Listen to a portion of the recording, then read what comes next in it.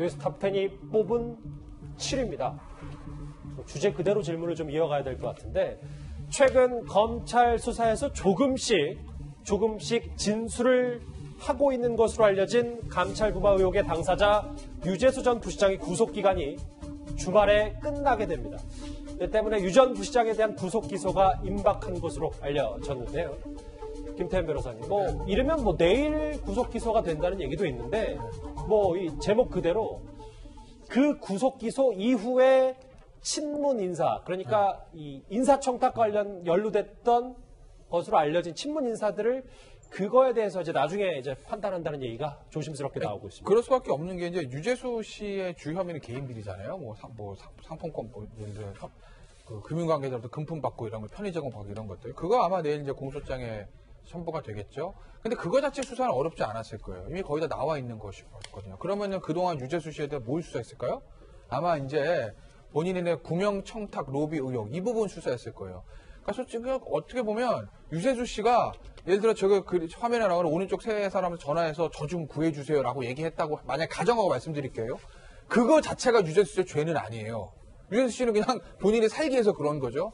다만 유재수 씨의 그 입을 통해서 당신 누구한테 구명 로비했지? 누구누구한테 했는데요? 라고 추적 해가다 보면 마지막에 그것을 결정한 사람과 그 사람한테 그것을 결정하기 위해서 압력을 넣은 사람들은 직권남용의 정범과 직권남용 교사범으로 처벌될 수 있는 것이거든요.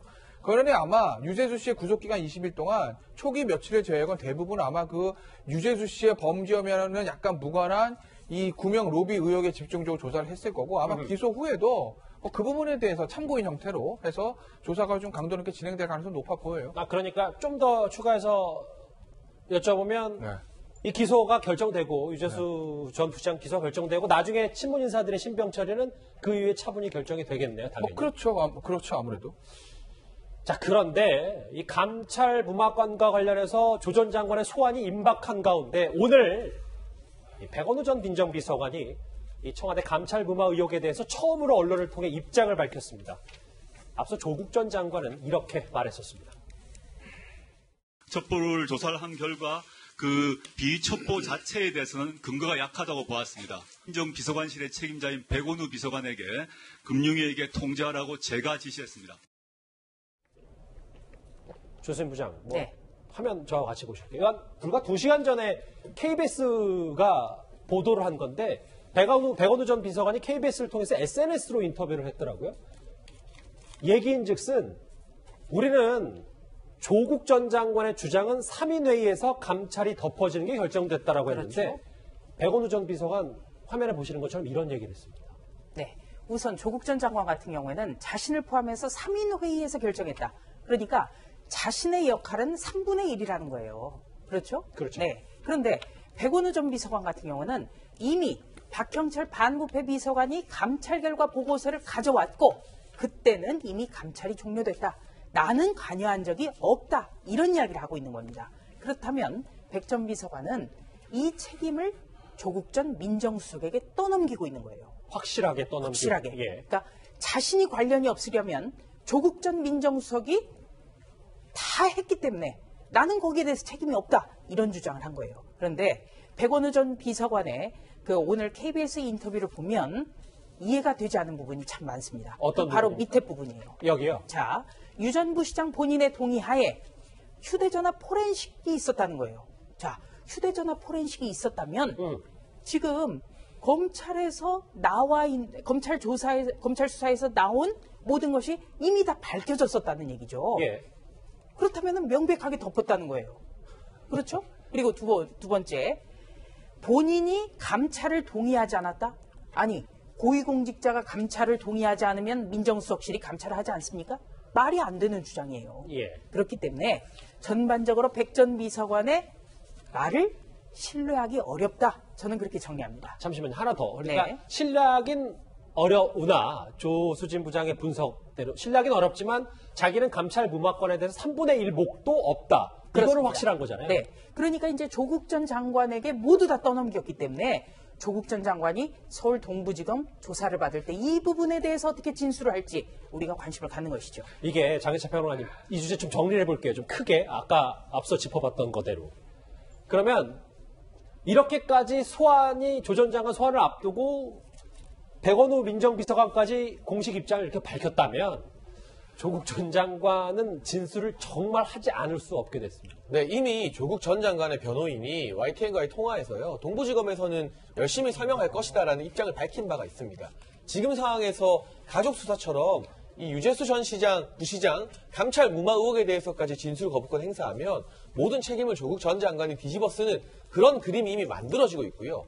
최초로 박영철 비서관이 이 부분에 대해서 책임을 백원우 전 민정비서관과 조국 전 장관에게 돌렸습니다. 그러자 잠잠하던 백원우 전 민정비서관이 오늘 KBS 인터뷰 내용 보면 본인이 동의하지 않아서 감찰 중단했다고 하지만 핵심적인 내용은 내가 이 중단을 의뢰한 것이 아니라, 의견을 낸 것이 아니라 이미 결정이 나 있는 상태였다.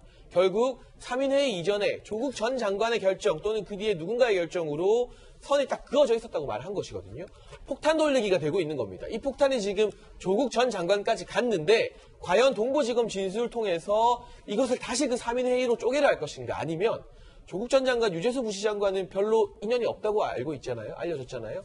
또 다른 누군가가 사실 이 폭탄을 내려보냈다는 그 진실, 그 의혹에 대해서 조국 전 장관이 과연 바로 입을 열 것인가가 이 동부지검 소환 조사에 가장 주목할 포인트 되겠습니다. 네. 그리고 한 가지 더 짚어볼 것이요. 네. 조금 전에 그 포렌식 관련해서 백원우 전 비서관 혹시 CG를 한 번 더 볼 수 있을까요? 화면을 좀 피디님 부탁드릴까요? 네. 이게 굉장히 재밌는 얘기인데 2017년 10월에서 12월 사이에 유재수 씨에 대해서 휴대전화 포렌식을 했다고 지금 이야기를 하지 않습니까? 예. 네. 그렇다면 이런 뭐 골프채를 받고 뭐 이런 문자 같은 게 다 나왔어야 돼요. 뭐 항공권이라든지 뭐 이런 그렇죠. 거 말씀하시는 뭐 거죠? KTX 열차표를 뭐 받았느니 이런 게 다 나왔어야 된다는 거고요. 그리고 이것과 관련해서 조국 전 민정수석은 작년 12월에 뭐라고 했습니까? 국회 나와가지고 사생활과 관련된 의혹이라 그냥 덮었다. 이렇게 이야기를 했습니다. 그런데 중요한 거는 2017년 10월에서 12월까지 외교부 관리들은요. 휴대전화 다 제출해서 포렌식 당했어요. 그리고 어떤 그 외부에 기사를 유출하지 않은 것이 증명이 되니까 사생활을 뒤져가지고 그걸로 처벌을 했어요. 그런데 유재수 씨 같은 경우에는 포렌식까지 하고 모든 게 나왔는데 덮였고 또 외교부 직원들만 사생활로 처벌을 받았어요. 그러니까 한마디로 문재인 정부의 민정수석실이 얼마만큼 원칙이 없이 활동을 했는가, 이것을 알 수 있습니다. 조 전 장관 소환을 앞두고 이례적으로 백원우 전 비서관까지 인터뷰에 나서면서 정말 뭐 여기 잠깐 언급했던 것처럼 이 가슴속에 많은 지금 폭탄을 안고 있는 조 전 장관이 서울 동부지검에 가서는 이 폭탄을 누구에 돌릴지 아니면 본인이 떠안을지 그것도 한번 주목을 해보겠습니다.